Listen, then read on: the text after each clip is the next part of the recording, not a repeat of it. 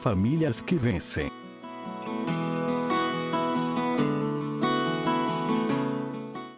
Oi, Nega, oi, Zé. Vocês estão participando do mês da família, Famílias que Vencem. E hoje a gente queria conhecer ou saber a história de vocês, né? O que aconteceu com você. Tem muita gente que ainda não conhece a história e como é que a família reagiu, a família de vocês reagiu. E como foi passar por essa situação e depois chegar hoje aqui como vocês estão. Hoje você está plenamente recuperada, graças a Deus. Mas a gente queria ouvir, então, como foi a história, como se deu a história de vocês. Em agosto de 2014, né, eu estava com 47 anos e entrei na menopausa. E aí eu resolvi procurar um médico para fazer o check-up. E nesse check-up, de imediato, os médicos ele já constatou que eu estava com um nódulo, assim, um tamanho bem grande, já no rim esquerdo. Aí ele já me encaminhou, perguntou um hospital mais próximo da minha casa, aí eu falei que era o Nipo, e ele já deu o encaminhamento para o Nipo. Aí eu fui para o Nipo, só que quando cheguei no Nipo, eu não sentia nada, eu não tinha sintomas nenhum, né? Eu estava bem. E aí eles falaram que teriam que marcar uma consulta com o nefrologista. E quando eu fui marcar a consulta só tinha para novembro. Isso era já final de agosto. Aí eu falei que eu não podia esperar. Aí eu li e estava lá escrito urgente. Então pensei comigo, se é urgente, então tenho que procurar um outro médico. Aí eu procurei outro especialista, outro nefro, e aí ele, quando viu os exames, aí ele já me pediu uma tomografia. Ele falou assim, realmente existe algo no seu rim muito grande, mas precisamos fazer uma tomografia. Aí eu fiz a tomografia e levei para ele. E quando ele viu o resultado da tomografia, aí ele falou para mim, ele falou assim, você tem que operar o mais rápido possível. Só que ele não falou o que eu tinha, ele só falou, você tem que operar o mais rápido possível. E eu falei assim, então vamos marcar a cirurgia. Ele falou assim, não, eu não faço, você tem que procurar um outro especialista, que é um urologista. Aí ele pegou, me deu o número de um nefrologista, amigo dele, aí eu fui procurá-lo. E só que só tinha consulta para novembro. Aí eu cheguei no dia seguinte, eu retornei pro meu médico e falei para ele, doutor Shibata, só tem consulta para novembro. Aí ele virou para mim e falou assim, ele no telefone falou assim, você não entende, você não tem mais tempo. E quando ele falou isso, eu fiquei pensando, mas ele não falou, ele só falou que eu tenho que operar, então por que eu não tenho mais tempo? Aí nesse momento eu resolvi abrir os exames e ler o que tinha, porque até aquele momento, não sei se foi medo, não sei o que aconteceu, eu não quis abrir os exames, eu ler, né? Aí quando ele falou que eu não tinha mais tempo, aí eu resolvi abrir os exames e ler.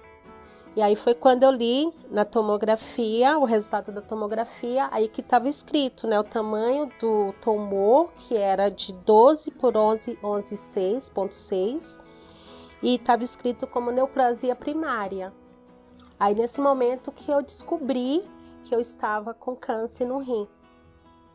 Aí eu já contei para o Zé Carlos, né, e já contei para os meninos, e foi aquele fuzuê, Felipe ficou nervoso, que eu tinha que procurar outros médicos, mas aí eu já pensei, já é o segundo médico que está dando, né, confirmando o diagnóstico.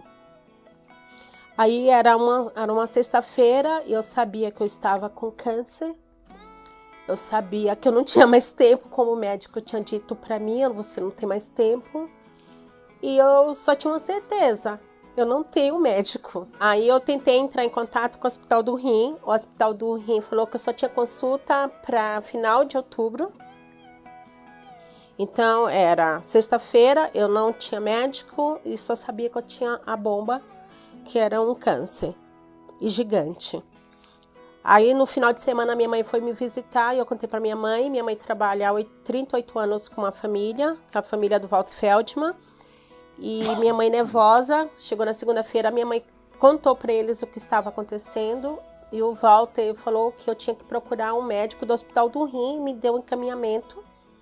Aí eu fui até o Dr. Ronaldo e quando cheguei lá, o Dr. Ronaldo, quando viu minha tomografia, ele falou: olha, nega, você tá com câncer e é maligno.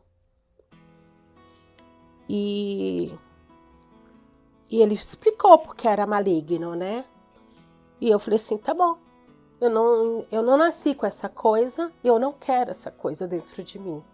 Eu falei assim, então essa coisa vai ter que sair, porque ela não foi convidada para habitar dentro de mim. E ele falou assim, isso mesmo, só que eu também não posso te operar, porque eu tenho outras cirurgias. E aí ele me encaminhou para um amigo dele, um colega dele, o Dr. Paulo, que fez a minha cirurgia, que foi, né? E quando eu fui procurar o Dr. Paulo, quando ele viu a tomografia, ele falou, como pode alguém estar com a coisa deste tamanho dentro de si e os exames estarem perfeitos? Porque meus exames estavam perfeitos, eu não tinha nada de anormal nos meus exames de sangue, de urina, tudo em ordem. E ele falava assim, como pode você entrar aqui andando, porque você tinha que estar numa cadeira de roda? E ele falava e eu pensava, né? Tem nome isso. Isso eu pensava comigo, é Deus. Deus que está no controle de tudo. Então, o tempo todo, eu pensava, né? Ele falava como pode, eu pensava, é Deus que está no controle de tudo. Aí, o Dr. Ronaldo, quando ele deu o diagnóstico, ele falou que era maligno e explicou o porquê. Ele falou que eu precisaria ficar vários dias internada.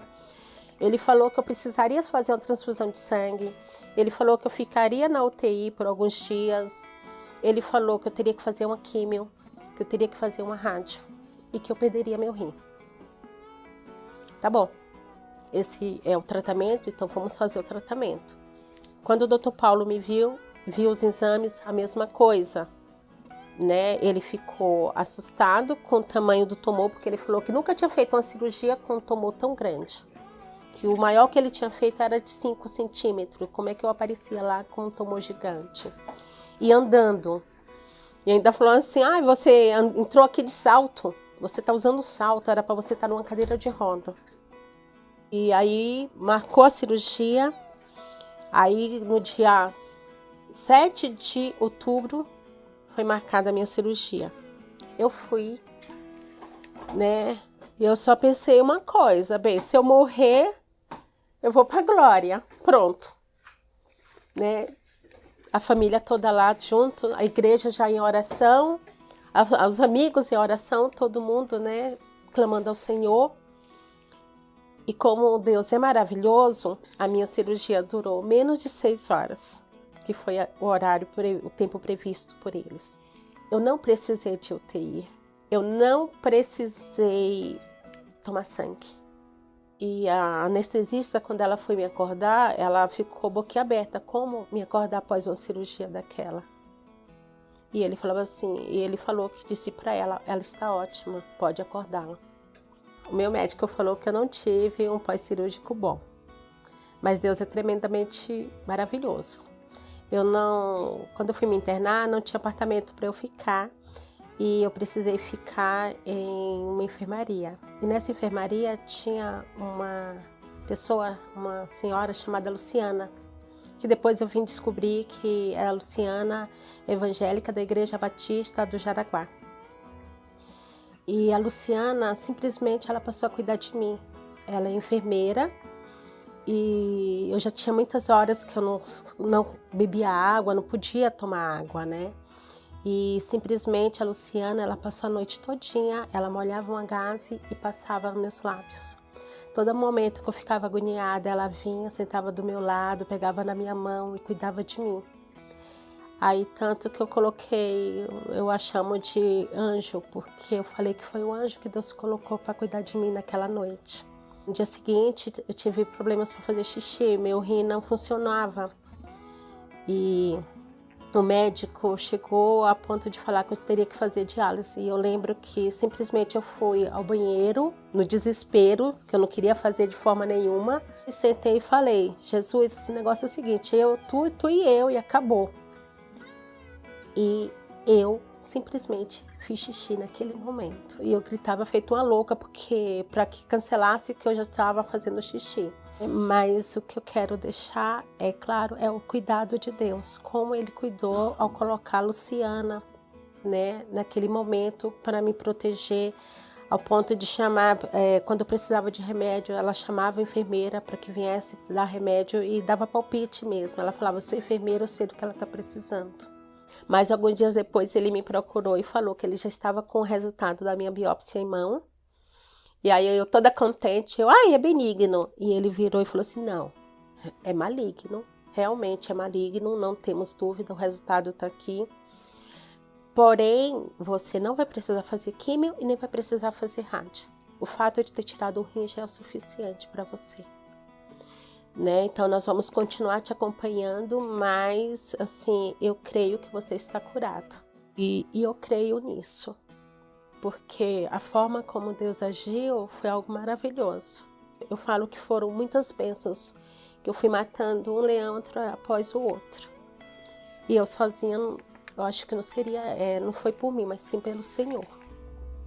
Quanto tempo durou entre a descoberta e a cirurgia? O diagnóstico da tomografia saiu no dia 18 de setembro e eu operei no dia 7 de outubro.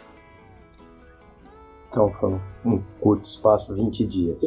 20 dias. Ô Zé, como é que vocês reagiram, família? Foi uma coisa muito chocante, porque na família nunca tinha acontecido um caso dessa natureza. E além do mais, a nega era o pilar da família, ela que resolve tudo, que está sempre na frente de tudo, resolve todas as coisas, seja do ambiente de profissional, seja do ambiente familiar, de casa. Então nós ficamos desnorteados quando ficamos sabendo. Mas ela sabia que era uma pessoa forte, tanto que no dia que nós a levamos para fazer a cirurgia, ela ficou tranquila lá, esperando a hora de ser chamada, até porque assim, pensando como é que pode ficar tão tranquilo assim numa situação. Eu não sei o que eu faria numa situação dessa, eu entraria só de anestesiado e fora do meu sentido, porque eu não ia conseguir aguentar. E ela estava tranquila, então, para a família, eu acho que todos nós sentimos, né, porque é uma coisa nova e a gente não sabia o que realmente estava acontecendo, uma doença que não é uma doença simples, mas confiante também, porque ela passava essa confiança para a gente. E ela não se abateu em momento algum com a doença, então isso pra gente era muito interessante, né? E deixava a gente muito comportado também. Então, no início foi uma coisa assim, foi um choque, mas com o passar do tempo, um tempo muito curto, como você mesmo já falou, nós fomos adaptando pelo que ela estava sentindo e pelo que ela estava reagindo e entramos também, começamos a sentir a mesma coisa e ficamos confiantes tanto pelo desenrolar e pela situação, e como ela encarou a doença de frente, né? E isso também nos confortou e nos deixava assim confiante de que realmente tudo daria certo, como de fato no final deu tudo certo. Nega, de onde vinha essa força que o Zé falou que você deixava transparecer para todos? Fábio, é Deus. Não tem. É Deus.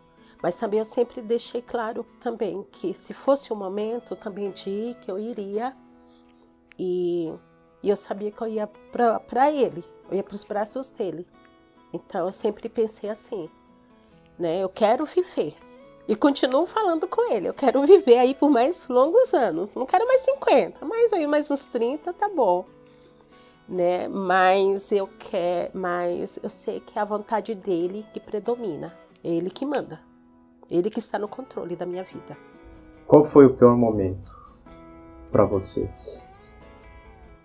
O pior momento foi ouvir, nega, é maligno. Né? Então, eu falo que abriu um buraco e eu entrei. Né? Eu tenho que contar para minha mãe. Foi terrível contar para minha mãe. Olha, eu tô com câncer. Né? Porque, na verdade, para o Zé e para os meninos foi mais fácil. Agora, contar para minha mãe foi muito difícil. E eu não queria que minha mãe sofresse. E eu, como mãe, eu queria poupá-la, porque eu sei que se fosse com o filho meu, eu ia ficar desesperada, que foi o que aconteceu. Tadinha, ela sofreu muito. Por tudo que vocês viveram, por tudo que vocês passaram nesse curto período, né, de de tempo entre descoberta e cirurgia, e de acordo com o diagnóstico do médico pós-cirurgia, você estava curada, o que você poderia falar para alguém que vive hoje uma situação também difícil? Qualquer que seja a natureza, saúde, um problema de relacionamento familiar, uma crise no casamento, uma crise com os filhos. O que você pode falar numa situação que você viveu de estar com uma doença maligna, que é o câncer, e poder passar por essa doença da maneira como você passou, como disse o Zé, sempre demonstrando firmeza, sempre demonstrando confiança de que Deus estava com você e que tudo daria certo. Eu falo que é crer em Deus. É crer, é não ter vergonha, não se sentir a pior das pessoas, é buscar oração, buscar amigos. Eu nunca tive vergonha de pedir oração. Por nada.